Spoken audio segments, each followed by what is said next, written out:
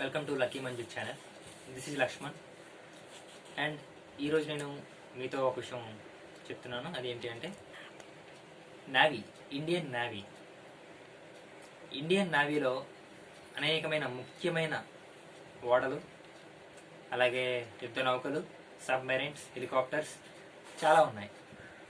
అయితే నేను చెప్పేది ఈరోజు అందులో ఒకానొక ముఖ్యమైన వెపన్ అనుకోవచ్చు, వెపన్ కాదు కానీ ఒక ముఖ్యమైన భాగం ఏంటి అంటే ఎయిర్ క్రాఫ్ట్ క్యారియర్స్. ప్రతి ఒక్క నావీ దగ్గర ఎయిర్ క్రాఫ్ట్ క్యారియర్స్ ఉండకపోవచ్చు, కానీ అత్యంత శక్తివంతమైన దేశాల దగ్గర ఖచ్చితంగా ఎయిర్ క్రాఫ్ట్ క్యారియర్స్ అనేవి ఉండి తీరుతాయి.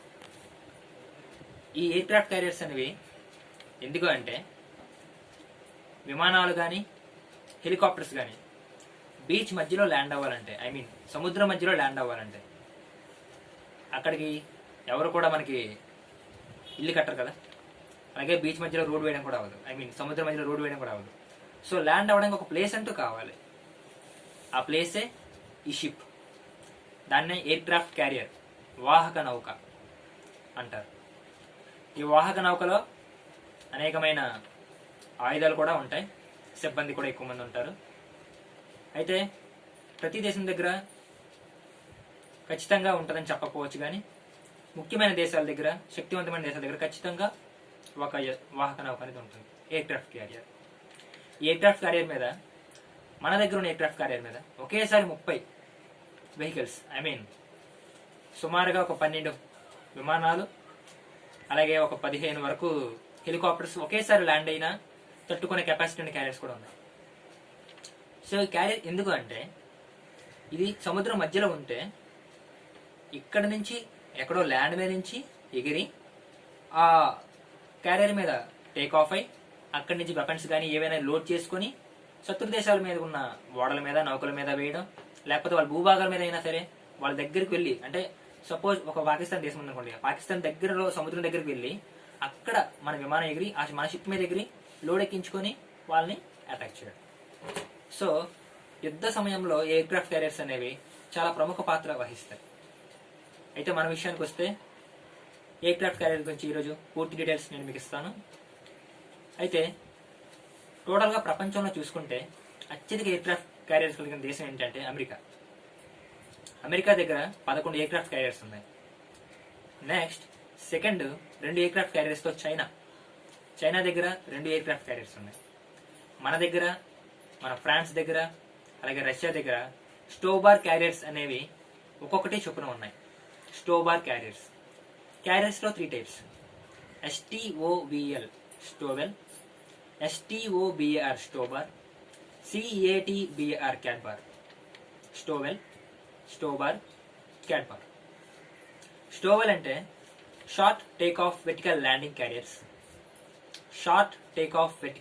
Carriers. STOBAR short takeoff but arrested recovery carriers or short takeoff barrier arrested recovery carriers. Stowbar carriers, short takeoff but arrested recovery or short takeoff barrier arrested recovery. Next, third one, catbar carriers. Catbar ante catball assisted short takeoff, catball arrested carriers. Catball assisted takeoff but arrested recovery or catball assisted takeoff barrier arrested recovery carriers. BAR అంటే barrier arrested recovery అనొచ్చు, but arrested recovery అని కూడా అనొచ్చు. ఆ మిగతా ముందు pronunciation మారుతుంది. 3 types మనం తీసుకున్నామంటే వరల్డ్లో ప్రస్తుతానికి ఉన్నవి క్యారియర్స్లో. అయితే అమెరికా దగ్గర క్యాట్బాల్ క్యారియర్స్ ఉన్నాయి, స్టోబార్ క్యారియర్స్ ఉన్నాయి, నెక్స్ట్ STOVL స్టోవెల్ క్యారియర్స్ కూడా ఉన్నాయి. అయితే వీటన్నిటి మూడింటిలో పవర్ఫుల్ ఏంటి అంటే క్యాట్బార్ క్యారియర్స్. పవర్ఫుల్ అంటే ఎఫిషియెంట్గా పనిచేసేది. ఇది చాలా కాస్ట్ ఎక్కువ క్యాట్బార్ క్యారియర్ అనేది. నెక్స్ట్ స్టోబార్ అనేది మీడియం, ఇది ఎఫిషియెంట్గా ఉంటుంది, అలాగే కాస్ట్ కూడా కంపారిటివ్లీ క్యాట్బార్తో తక్కువ. బట్ కాకపోతే ఇది కూడా ఎఫిషియెంటే, కానీ క్యాట్బార్ కన్నా తక్కువ, కానీ కాస్ట్ మాత్రం క్యాడ్బర్ కన్నా తక్కువ, బట్ ఎఫిషియన్సీలో కూడా క్యాడ్బర్ కన్నా తక్కువ. కానీ క్యాడ్బర్ అనేది చాలా ఎఫిషియెంట్గా ఉంటుంది కానీ బట్ కాస్ట్లీ. అయితే స్టోవెల్ అంటే ఏం లేదు, వెర్టికల్ ల్యాండింగ్. అదేంటంటే వెర్టికల్గా ఒక ఏదైనా వాహక నౌక కానీ ఆగిందనుకోండి, ఐ మీన్ విమానం కానీ ఏదైనా షిప్ మీద ఆగాలంటే అది STOVL అంటే వెర్టికల్ ల్యాండింగ్ ప్రొసీజర్ వాడుతుంది. ఇదైతే షార్ట్ టేక్ ఆఫ్ బార్, ఒక బార్తో అరెస్టెడ్ రికవరీ పరంగా వాడుతుంది. క్యాట్ బాల్ట్ అంటే ఏం లేదండి, క్యాట్ బాల్ట్ అంటే మనం వాడే స్కాటర్ బాల్ అంటాం మామూలుగా జనరల్ లాంగ్వేజ్లో. అంటే పక్షులను కొట్టడానికి ఎక్కువ వాడతారు వేటగారు, వీటిని క్యాట్ బాల్ట్ క్యారియర్స్ అంటారు. మన ఇండియా విషయంకి వద్దాం. మన ఇండియా విషయంలో ఏంటంటే చూసుకుంటే మన దగ్గర ఒకే ఒక క్యారియర్, ప్రస్తుతానికి అందుబాటులో ఉన్న క్యారియర్ ఒకే ఒకటి, అదే INS విక్రమాదిత్య. మన ఇండియా దగ్గర ఉన్న క్యారియర్ INS విక్రమాదిత్య. అలాగే మనం ఆల్రెడీ తయారు చేస్తూ 2021 కల్లా మనకు అందుబాటులో రాగబోయే క్యారియర్ INS విక్రాంత్. మనం ఇంకా ఫ్యూచర్ అవసరాలు దృష్టిలో పెట్టుకొని అత్యంత శక్తివంతంగా తయారు చేస్తున్న క్యారియర్, చెప్పాక క్యాడ్బర్ అనేది చాలా కాస్ట్లీ అండ్ ఎఫిషియెంట్ అని, ఆ క్యాడ్బర్ క్యారియర్నే మనం తయారు చేస్తున్నాం. కాకపోతే అది 2030 వరకు రాదు.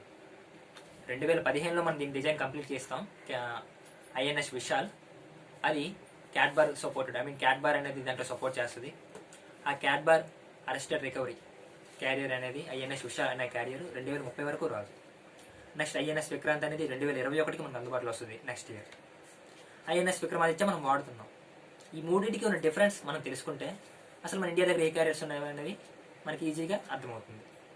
ఎందుకంటే మన దేశ నావీ గురించి మనకి ఇన్ఫర్మేషన్ కొంచెమైనా తెలిసి ఉండాలి. అయితే పక్క దేశాల విషయంకి వద్దాం. పక్క దేశాల విషయంకి వస్తే అమెరికా దగ్గర 11 క్యారియర్స్లో స్టోబార్ ఉన్నాయి, స్టోవెల్ ఉన్నాయి, క్యాడ్బార్ కూడా ఉన్నాయి. ఫ్రాన్స్ దగ్గర క్యాడ్బార్ ఉంది, USA దగ్గర కూడా క్యాడ్బార్ ఉంది. అయితే ఫ్రాన్స్ దగ్గర, రష్యా దగ్గర, ఇండియా దగ్గర మాత్రం ఒకే ఒక ప్రస్తుతానికి ఒకటే వాడుతున్నాయి స్టోబార్ క్యారియర్స్. చైనా మాత్రం 2 స్టోబార్ క్యారియర్స్ వాడుతుంది, ఎందుకంటే చైనా కూడా సెకండ్ ఎకనామిక్ పవర్ ప్రస్తుతానికి వరల్డ్లో. అది 2 క్యారియర్స్ వాడుతుంది. అది కూడా క్యాడ్బర్ అనే carrier, I mean క్యాడ్బర్ supported carrier తయారు చేస్తుంది. అది ఎప్పుడు అందుబాటులోకి వస్తుందో తెలియదు, కానీ వాళ్ళు క్యాడ్బర్ చేస్తున్నారు, మనము క్యాడ్బర్ చేస్తాము. బట్ మనది 2030కి వస్తుంది, మరి వాళ్ళది ఎప్పటికి వస్తుందో వాళ్ళ దేశానికి తెలుస్తుంది. మన విషయానికి వద్దాం. INS విక్రమాదిత్య, దీని గురించి చాలా పెద్ద స్టోరీ ఉంటుంది. అయితే మనం సింపుల్గా మనం తెలుసుకోవాల్సిన మెయిన్ పాయింట్స్ మాత్రమే తెలుసుకుందాం. ఈ INS విక్రమాదిత్య అనే ఎయిర్ క్రాఫ్ట్ క్యారియర్ని మనం రష్యా నుంచి దిగుమతి చేసుకున్నాం, ఐ మీన్ కొనుక్కున్నాం. ఎంత అంటే $2.35 బిలియన్, తక్కువ అమౌంట్ కాదండి, $2.35 బిలియన్ పెట్టుకొని మరీ కొనుక్కున్నాం. ఎందుకంటే మన చుట్టూ మనకి దేశాలు అనేవి మనం రక్షించుకోవడానికి, ఆ చుట్టూ దేశాల నుంచి మనం రక్షించుకోవడానికి, లేకపోతే మన నావీ శక్తివంతంగా తయారడానికి మనకు ఒక ఎయిర్ క్రాఫ్ట్ క్యారియర్ అవసరం.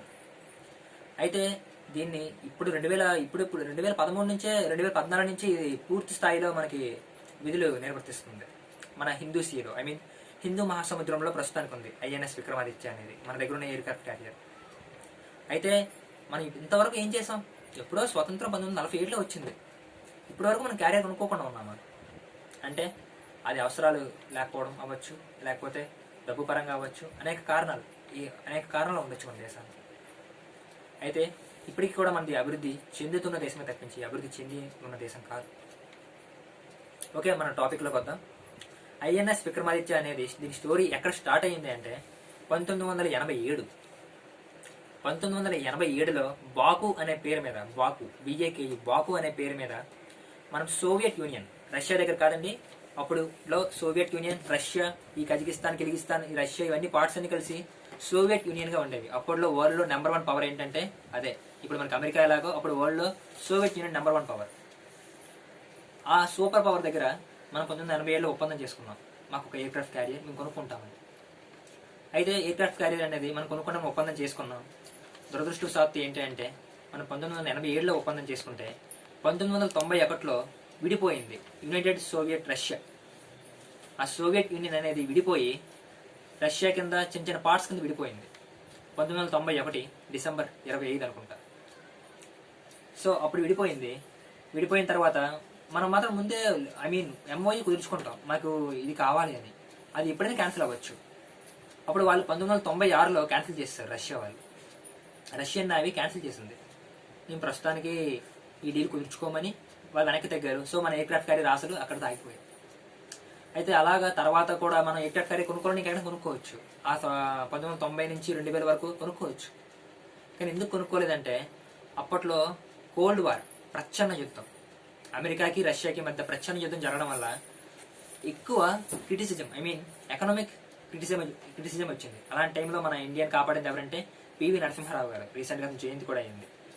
అలాంటి టైంలో కూడా మన ఇండియాని అతని ఆర్థిక విధానాల వల్ల ముందుకు తీసుకెళ్లారు. బట్ కాకపోతే అప్పటికి ప్రతి దేశం కూడా డబ్బులు లేకుండా తక్కువ స్థితిలో ఉన్నాయి.